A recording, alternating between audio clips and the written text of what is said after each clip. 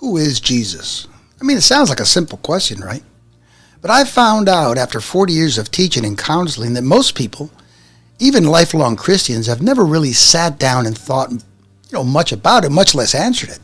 I mean, they know the name, they know the holidays, they know the stories, but do they know him? Because here's what I've come to believe. The way you answer that question, who is Jesus, really determines everything else about your life, your faith, your marriage, your purpose, and your peace. So today, let's answer that question clearly, biblically, and personally. Hi, I'm Ralph Valdes, author, speaker, and a follower of Jesus Christ for over 4 decades. I wrote a book called The Truth About Jesus because I believe that a clear understanding of who Jesus is, not a fuzzy cultural understanding, but a biblical one, is the foundation of everything. Let me share 3 truths about Jesus that changed my life, and I hope and believe they'll change yours. The most common mistake people make about Jesus is thinking of him as a great moral teacher, a wise man, a prophet, a good example to follow. C.S. Lewis, one of the greatest Christian thinkers of the 20th century, destroyed that idea with simple logic. He said Jesus made claims that no mere moral teacher would make. He claimed to be God. He claimed to forgive sins. He claimed to be the only way to the Father. Lewis said those claims leave you with only 3 options. Jesus was either a liar, knowingly deceiving people, a lunatic, genuinely delusional, or he was exactly who he said he was, Lord. There's no comfortable middle ground here, folks. Jesus did not leave us that option. In John 14:6, he said, I am the way, the truth, and the life. No one comes to the Father except through me. That's not the statement of a good teacher. That is a statement of God. So why then did Jesus come to earth? I mean, think about it. What was his mission? Jesus himself answered that question in Luke 19:10. The Son of Man came to seek and to save the lost. Not to start a religion, not to establish a moral code, and not to give us a set of rules to follow. He came for one purpose and one purpose only: to rescue us, to save us.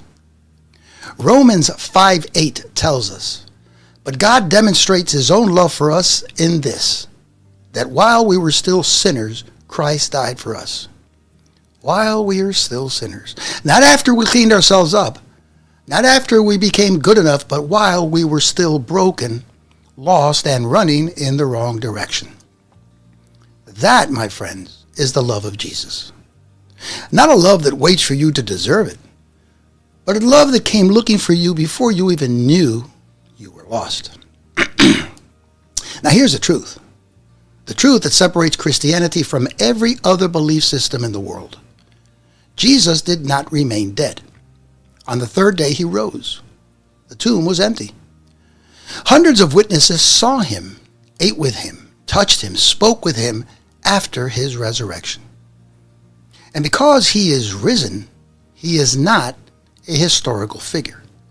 He is a living presence. Hebrews 13:8 says, Jesus Christ is the same yesterday, today, and forever. The same Jesus who calmed the storm on the Sea of Galilee can calm the storm in your marriage right now. The same Jesus who healed the sick and raised the dead can heal the wounds in your family right now. The same Jesus who forgave Peter after his worst failure can forgive you right now. Folks, he's not far away. He's certainly not silent. He's not done. He's here, and he's here for you. Now let that sink in for a second. So who is Jesus really? He is the Son of God who left heaven to come looking for you. He's the one who died so that your sin would not be the last word about your life. He's the one who rose so that death would not be the end of your story. And he's standing at the door of your heart right now, knocking. Not demanding, not forcing, just knocking. Revelation 3:20 says, "Here I am, I stand at the door and knock.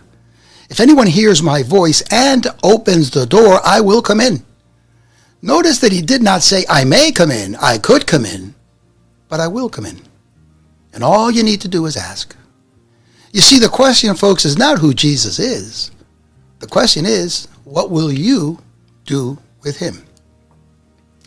Now, if you want to go deeper on the truth of Jesus, his life, his mission, his resurrection, and what it all means for you personally, my book, The Truth About Jesus, is available now at ourbestforhim.com or at truthsforthought.com.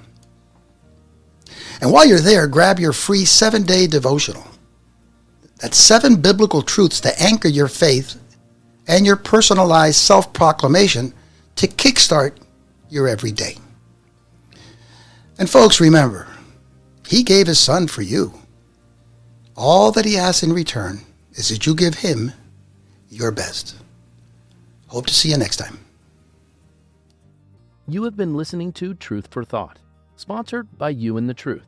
If you have enjoyed today's truth, please click on the like and subscribe buttons and ring that bell so you will get notified when we add new content.